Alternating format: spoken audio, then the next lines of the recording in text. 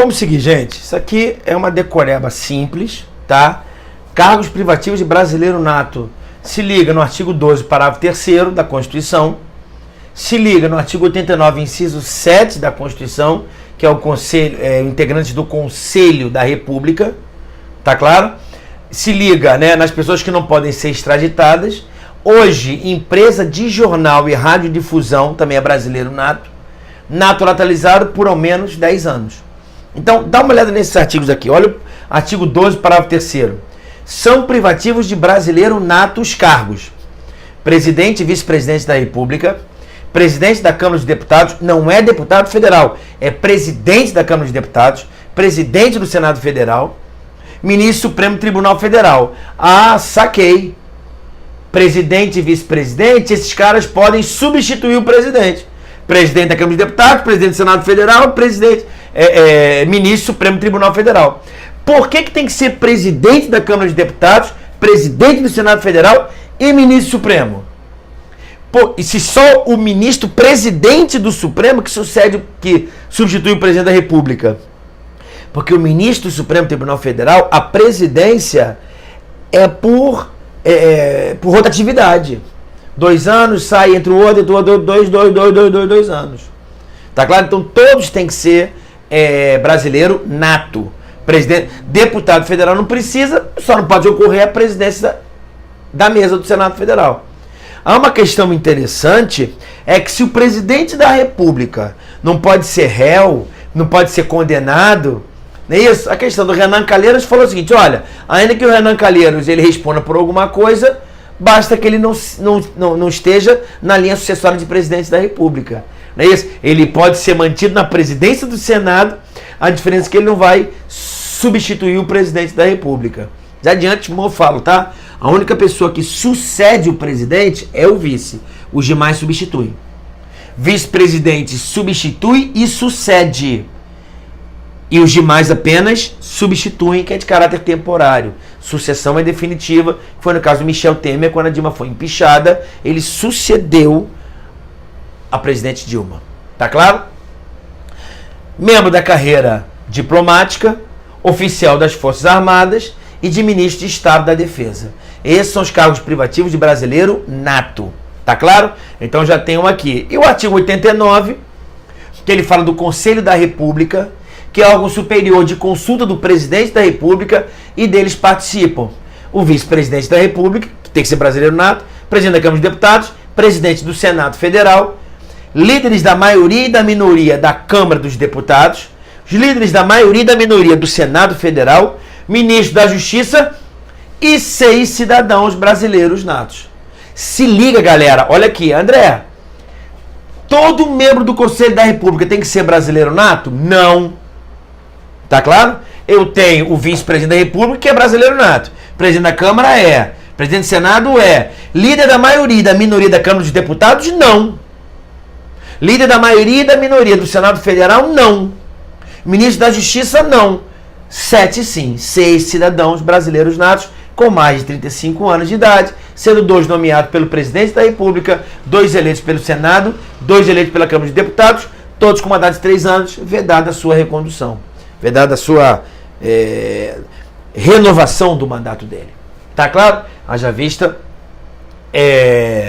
nomeados pelo presidente da República. Maravilha? Tranquilo? Mais de 35 anos, não é isso? Mandato de 3 anos, é isso. Beleza?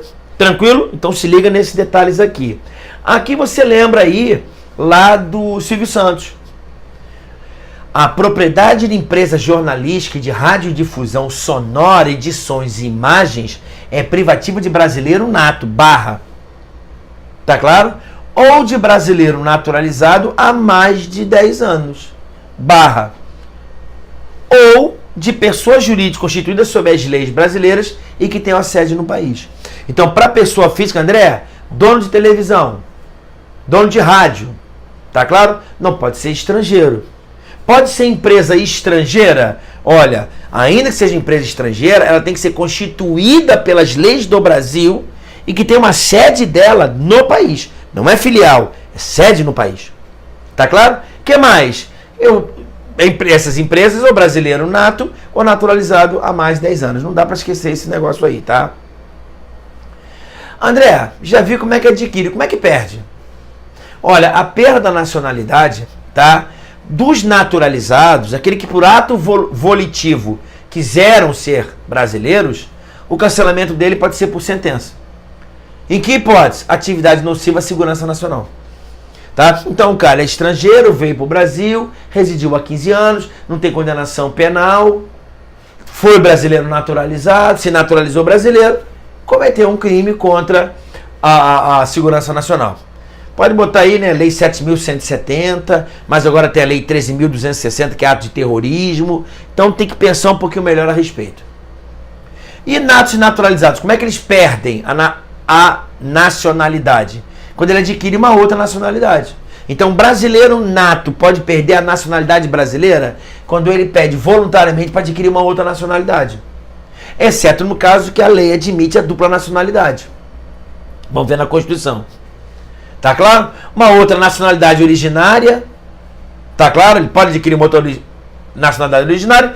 Ou então, em que hipótese que tem dupla nacionalidade? Quando ele tem uma outra nacionalidade originária. Ou então uma imposição de naturalização como condição para permanência no território ou exercício de direitos civis. Muito importante isso. Tá? Um exemplo que eu sempre dou é jogador de futebol. Brasileiro que está aqui vai jogar no exterior. E lá no exterior ele fala o seguinte, olha, como condição para ele celebrar o contrato aqui e ganhar aí 1 milhão por mês, ele poderia pedir, pagar 1 milhão por mês, ele poderia pedir rigorosamente o que ele quisesse da minha pessoa. Mas ele fala, olha, a única condição que nós temos, além das imposições contratuais, é que ela adquira a nacionalidade da Arábia Saudita. O que ele faz? Nem termina a frase, pede a naturalização da Arábia Saudita, claro. Não é isso? A Constituição admite que como ele está lá para o exercício dos direitos civis dele, ou como que ele permaneça lá no território, talvez ele não perca a sua nacionalidade. Tá claro? Porque talvez. Porque tem que ver se é exercício de direito civil ou hipótese de permanência no território. Olha lá o 12, parágrafo 4º. Será declarada a perda da nacionalidade do brasileiro que tiver cancelada a sua naturalização por sentença em virtude de atividade nociva ao interesse nacional. Beleza. 2. Adquirir outra nacionalidade. Então, me regra, adquirir outra nacionalidade, perde a brasileira, exceto quando ele reconhece a nacionalidade originária lá. Houve um caso agora, né, com essa crise brasileira ali, muita gente, né, isso, vendo no consulado português como é que ele adquire nacionalidade portuguesa, haja vista que o tataravô, o bisavô, o avô, alguém lá perto e tal, casou, já entendeu. Ou então como imposição pela naturalização, não é isso? Pela norma lá na estrangeira, que o cara reside em estado estrangeiro como condição para permanência no território para exercício dos direitos civis. É aquele que eu falei para vocês. Artigo 12, parágrafo 4º. Tá claro? Não é um estudo aprofundado, tá, gente? Senão eu fico só falando de teoria. Preciso resolver aí 100, 200 exercícios com vocês. E os direitos políticos e os partidos políticos, tá? Uma questão interessante que o Supremo já decidiu é o seguinte. Campanhas avulsas. Então já sabe, lá o estado Jelinek, não é isso? O estado de Jelinek, na verdade, eu posso escolher meus representantes. Não é isso? Um dos estados de Jelinek é o ativo. Eu tenho direito, já que eu tenho o passivo, que é sujeitar você a me dar uma sacaneada, a me desapropriar, a me pedir imposto. Por outro lado, também quero escolher meus representantes, beleza? O que mais tem para me dizer? Tem para dizer o seguinte, o Supremo entendeu que quando eu escolho alguém, esse candidato, ele tem a vinculação dos votos que ele recebeu ou do partido político que ele se filiou. Estão me entendendo? Porque você sabe, se você estudou, mas se não estudou não tem problema não, talvez não caia isso para você. Que para deputado federal, por exemplo, o sistema é proporcional. Não estou preocupado só com o número de votos, estou preocupado também com o partido ao qual eu faço parte. Então, dependendo do partido, você pode ter mais ou menos votos. Como, por exemplo, a época dos candidatos do Prona, por exemplo. Aquele partido do Enéas. O Enéas é um cara que foi deputado federal, teve voto pra cacete. Então ele, com os votos que ele teve, pelo quociente eleitoral e partidário, ele conseguiu 4 cadeiras. O partido dele conseguiu 4 cadeiras porque o partido dele teve muitos votos. Mas 99% dos votos foram para Enéas. Meu nome é Enéas. Só que, olha, como você teve 2 milhões de votos, não vou lembrar algum número, cada cadeira no Congresso equivale a 200 mil votos, por exemplo. Tá entendendo? Só para ter uma ideia, eu pego o número de eleitores, federais e divido pelo número de cadeiras no Congresso. Se eu tenho 1.000 eleitores e 10 cadeiras, cada cadeira equivale a 100 votos. Não é óbvio isso? 1.000 eleitores, deve ser, né? 1.000 eleitores para 10 cadeiras, cada cadeira equivale a 100 votos. Tá claro?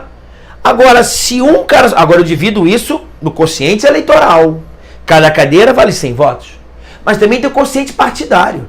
O que é isso? Você pode votar na legenda. Quando eu voto no meu candidato, eu também voto na legenda.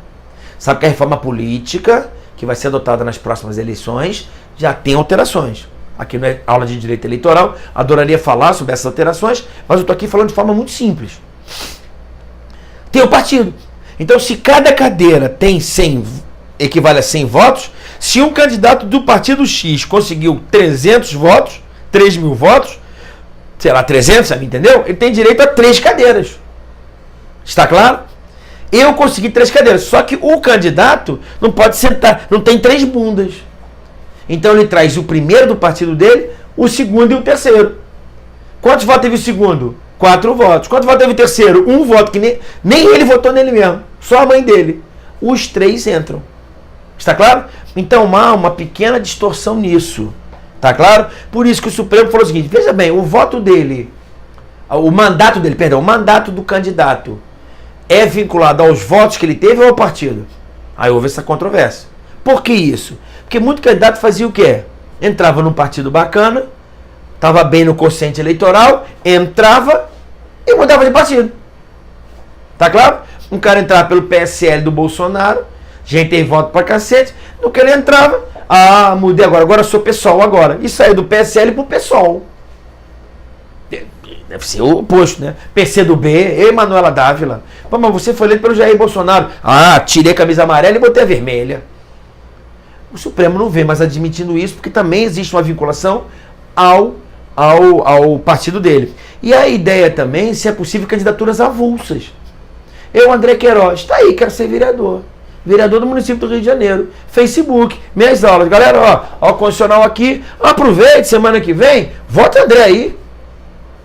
Qual é o seu partido? Partido é o André. O André também tem essa controvérsia se poderia ou não.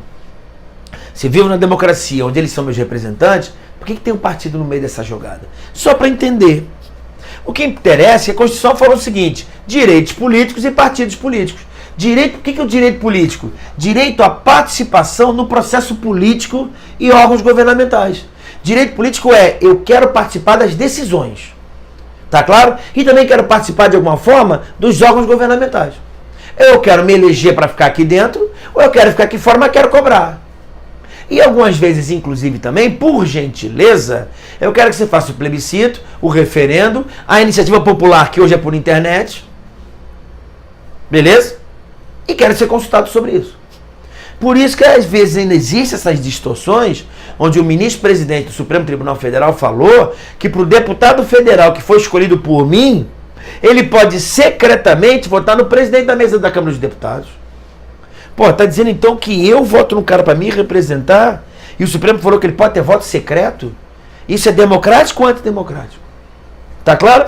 Essa questão que o Supremo também vai se debruçar. Hoje ele entendeu que é uma questão de interna corporis, tem que ver o regimento interno, freios e contrapesos. O Poder Judiciário não vai se meter no processo legislativo. Deixa os carapalhas que se entendam. Maravilha? Tranquilo? Então existe essa questão aqui, direito à participação no processo político. Como é que eu faço isso? Através do sufrágio, que é votar nas eleições, plebiscito, referendo e ser votado. Iniciativa de lei, artigo 61, parágrafo 2º, tem que ter 1% do eleitorado em 5 estados, 0,3% dos eleitores em cada estado. Tá claro?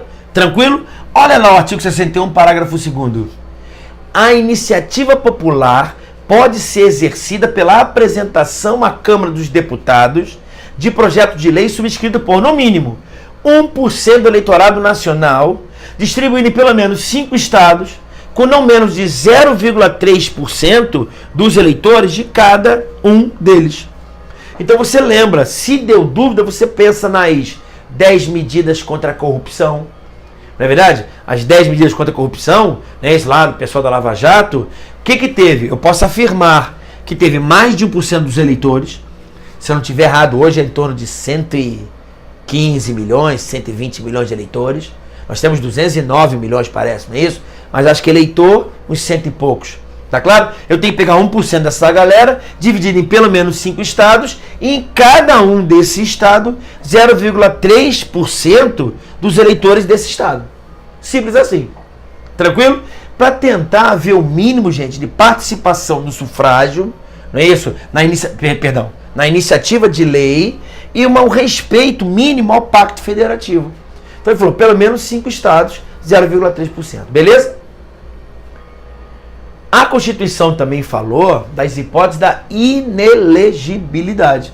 Ela fala o seguinte, existem pessoas que não vão poder se candidatar. Tá claro? Então eu tenho a participação política ativa, que é eu botar o dedo e falar o seguinte, eu quero esse cara. E a participação política passiva, pô, me escolhe aí. Tá claro? Então eu tenho, você vai ver comigo isso aí, a alistabilidade e a elegibilidade. Eu sou um cara que sou alistável, porque eu tenho meu título de eleitor, eu me alistei como candidato, e sou também elegível, as pessoas podem votar em mim. Tá claro? E você vai ver que se o cara for brasileiro nato, mais de 35 anos, ele vai poder se candidatar a tudo, vamos ver já já. Beleza? Inelegibilidade absoluta. Quem são as pessoas que não são, não é isso? Que não podem se candidatar a nada. Primeiro, são inalistáveis, né? Inavistáveis. Os inalistáveis. André, quem são a primeira coisa? Os inalistáveis. André, quem são os inalistáveis? Os menores de 18 anos, os conscritos, não é isso? Então aqueles caras que estão no serviço militar, e caso de suspensão e perda dos direitos políticos, bem como os analfabetos. Lula passou raspando ali. Tô brincando. Tá claro? Então, André, quem é que não pode ser eleito? Pô, não pode ser eleito quem não pode votar, claro.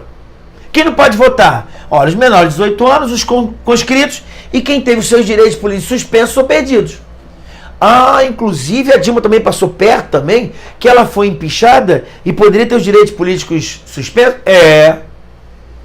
Então ela não podia nem votar em ninguém. É. E o Fernando Collor teve isso? Teve. Foi para onde? Foi para os Estados Unidos. Não posso votar, não posso ser votado. Vou embora. Vou embora. Não estou preso. O Supremo não me prendeu. Vou embora. Aí depois eu volto como senador. Não é problema nenhum. O brasileiro não tem memória. Não é isso? Ou então a inelegibilidade relativa.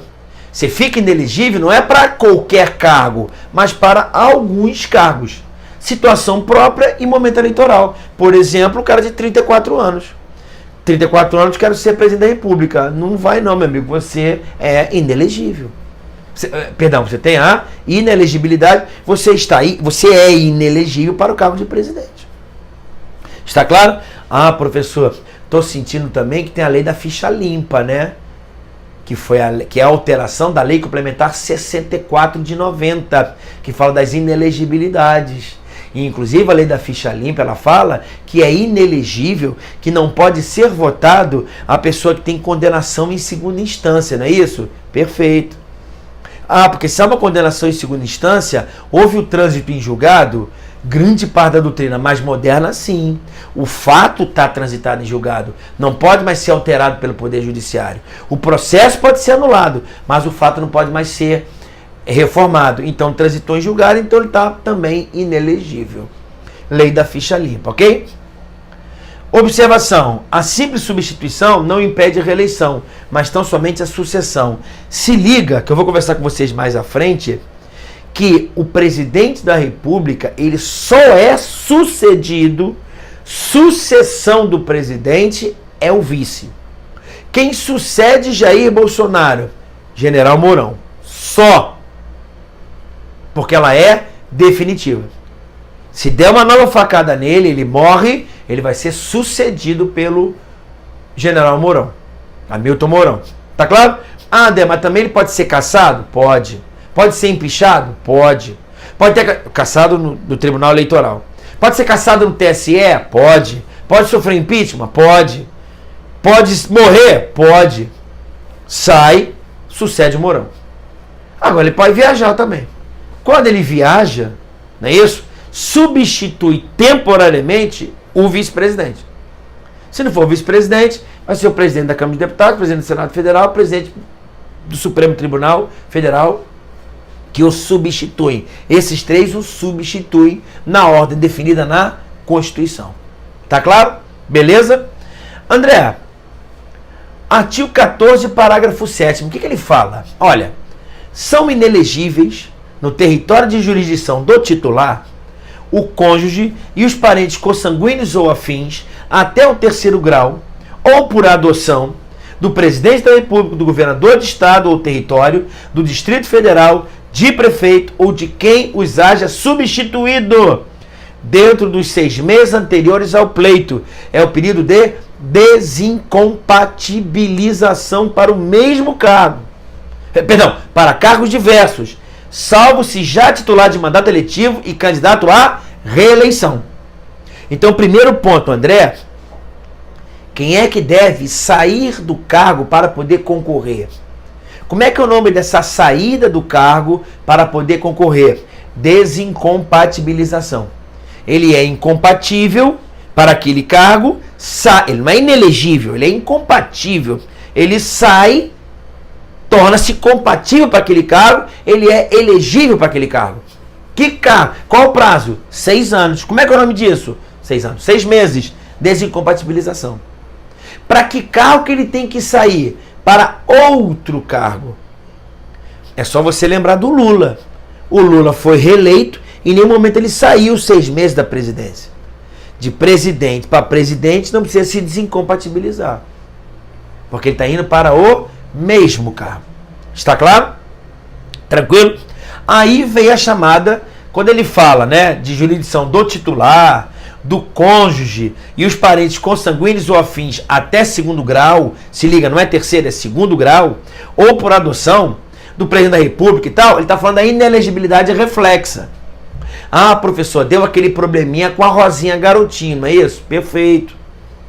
Não é isso? Que o Garotinho era governador, aí foi o primeiro mandato, aí ela entrou no segundo, não vou lembrar agora se ela tinha que se desincompatibilizar ou não, e o Supremo entendeu que ela poderia só exercer mais um mandato só. O que me interessa é a súmula vinculante 18 do Supremo Tribunal Federal, que essa inelegibilidade reflexa cabe mesmo depois da dissolução da sociedade conjugal, se no curso do mandato. Tá claro? Não lembro qual foi a hipótese do prefeito, que o prefeito era casado, mas no curso do mandato dele ele se separou. Se separou, a mulher se sentiu livre e fala, quero ceder esse cara no cargo. Vai acabar o mandato dele, eu vou entrar. Se aplicava ou não a súmula vinculante 18. A dissolução da sociedade ou do vínculo conjugal no curso do mandato não afasta a inelegibilidade prevista no parágrafo 4º da Constituição do artigo 14. Tá claro? Maravilha? Então se liga na hipótese de desincompatibilidade. Só para ter uma ideia, há uma tendência que a pessoa não precisa se desincompatibilizar se for para algo maior. Se for para outro poder, não há dúvida nenhuma. Se o cara é prefeito e quiser ser senador, ele tem que se desincompatibilizar. Se o cara é deputado federal e quiser ser prefeito, não precisaria se desincompatibilizar porque é a menor. Se é deputado federal, é federal, está querendo ser prefeito, é a menor. Então há uma controvérsia aí que não vai cair para você nas hipóteses de exigência da desincompatibilização. O que me interessa? Não confunda a listabilidade, que é o poder votar, elegibilidade, que é poder ser eleito, direito político ativo, direito político passivo. Não confunda com a inelegibilidade com a incompatibilidade. E evidentemente, da desincompatibilização. Está claro? Tranquilo? Tem ali a questão da... Com relação ao militar, pode cair para você o seguinte: o militar não pode ser filiado a partido político, mas pode se candidatar a mandato eletivo. Se liga o detalhe do militar. O militar não pode se filiar a partido, mas ele pode se candidatar a um mandato eletivo, desde, evidentemente, assim pode se registrar pelo partido sem se filiação partidária. Então o militar tem uma questão muito particular do artigo 142, parágrafo 3º e do 14, parágrafo 8º. O 142 não está no nosso programa, nesse ponto aqui, mas o 14 está. Então só queria falar com você o seguinte: olha, o militar, ele é alistável. Então, o militar que pode votar, que é alistável, ele também pode ser eleito. O militar alistável é elegível, se atendidas as seguintes condições. Quais são as condições que têm que ser atendidas? Olha, se ele contar menos de 10 anos de serviço, ele se afasta da atividade.